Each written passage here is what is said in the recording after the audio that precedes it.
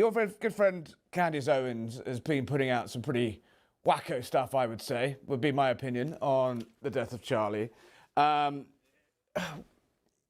it's not helpful, is it, that, you know, at that time of an incredible national upheaval and obviously personal and familial.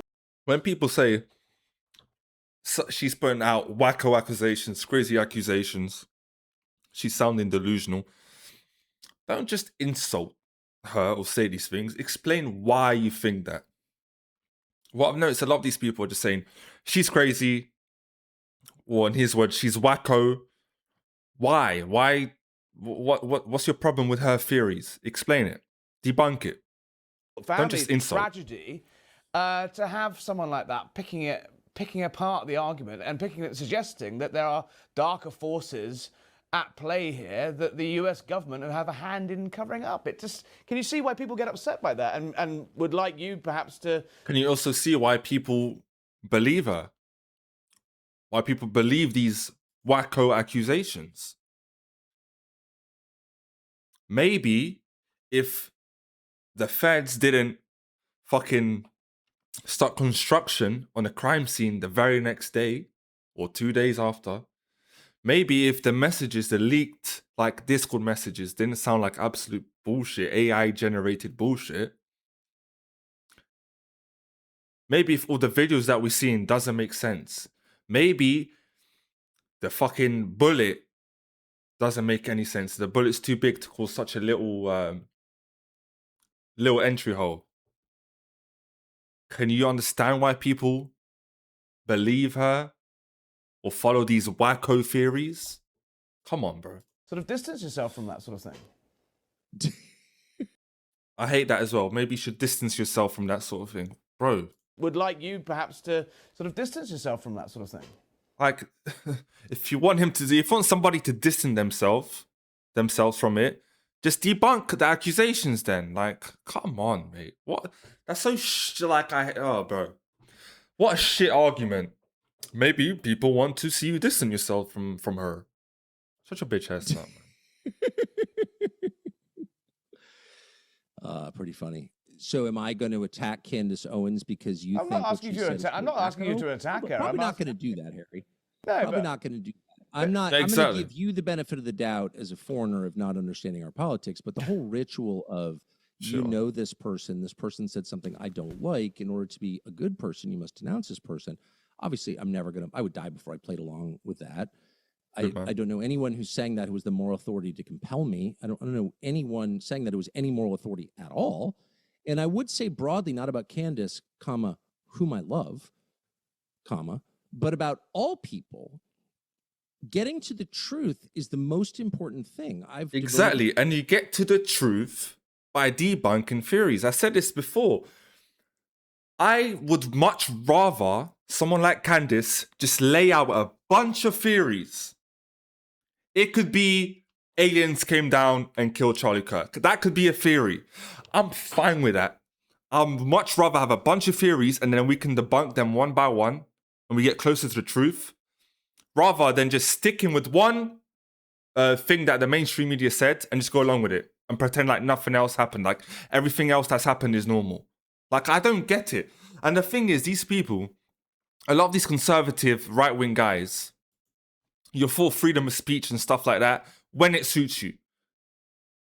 Because right now, you're not respecting Candace's freedom of speech. You just call her a wacko. You just start insulting her. Isn't that the same thing that you claim the left does?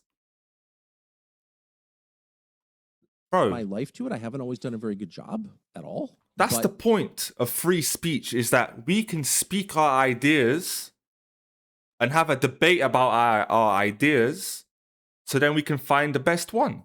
Isn't that the whole thing of freedom of speech? But now when someone says something you don't like, well, you should distance yourself from them. The fuck out of here. It still remains to this day my animating motive. I want to know what the truth is. Again, I don't always get there. I usually don't get there. But I want to be the guy who cares what's true. Exactly. A. B, if you're telling me that because the U.S. government or some law enforcement agency... Yeah, like that's some crazy theory. Makes sense. That I'm required somehow morally to accept that and not ask any questions like, Can you hear yourself? I mean, what are you saying? No, I'm just saying. I'm trying to understand that the point I'm making. No, I'm trying to understand. Why don't you answer my question? No, hold on. What are you saying? So if you're saying that if a law enforcement agency issues an explanation that doesn't actually answer like basic key questions about what happened, that I'm somehow a bad person for asking. Yeah, for not going along with it. Yeah, I'm not saying that at all. I'm saying that. But acting like the U.S. government is this moral government that does everything right. The fuck out of here, man. Look, why there is a legal process undergoing and why a guy is standing in an American courtroom today, potentially facing the chair for his role in this. That case, needs to. I don't think he's in a courtroom today. I don't think he's pled either way. He was in court. He was in court this afternoon for a hearing. Yeah. Did he plead? It's ongoing as we go on. I think it was. I'll tell you my position as someone let me just finish my point. Let me just finish my point. My point is, you asked my question. You asked what I'm saying. I'm saying is spectacularly unhelpful to have conspiracy theories. How is it unhelpful? Questioning the unhelpful to whom? Unhelpful to the hopefully getting justice for the guy that put a bullet in. This guy can't even speak. He can't even get his words out. How is it unhelpful? Please, do me a favor. Go ask any detective in the world. Ask any of them. And ask him, sir, is it unhelpful to have a bunch of theories laid out so I can find the truth? You fucking idiot. How is it unhelpful? How? In that young man's neck. But in what sense? Why is it? Okay. If a government issue, I mean, I think... Because they'll probably say, well, it's unhelpful because then that means that Tyler Robinson can then be found not guilty and get away with a crime. Well, if he was found not guilty, then maybe he didn't commit a crime. Have you thought about that? Kind of why your country is jumping off a cliff collectively, because it's like, well, the government said so. In my country, we have a long tradition of freedom. And that means that every person is allowed to come to his own conclusions based on the facts and consistent with his own conscience. Our Bill of Rights, unlike yours, guarantees that right. That's why we don't send people to prison for Facebook posts. So if the government issues a description of what they say happened and it doesn't make sense to you, I'm You're not allowed sure to question it. Unhelpful to exactly. Ask, like, what does this mean? What are you saying? And I'm not referring specifically to Candace Owens or anyone else, but like, this is not Candace Owens thing. This is just a general thing. Like, why are you upset that people question the government's narrative, especially, or just not even the government's narrative, just something that don't make sense, and people are questioning it, and you're telling them to shut up, bro? What is it? What are you even talking about? Why is that unhelpful? Are you saying that the government always reaches the right conclusion? Exactly. Is that what you're saying? No, I'm not saying that at all. I'm saying there's a risk, though, that during a live trial, essentially, that a risk to whom? A risk to the justice, a risk to the trial collapsing, a risk to giving this guy ammunition to perhaps, to suggest in a courtroom that the case against him is somehow flawed. But you're assuming he's guilty. That's not our system. We don't pronounce people guilty without hearing the evidence. Isn't it guilty until proven? Bro, innocent until proven guilty?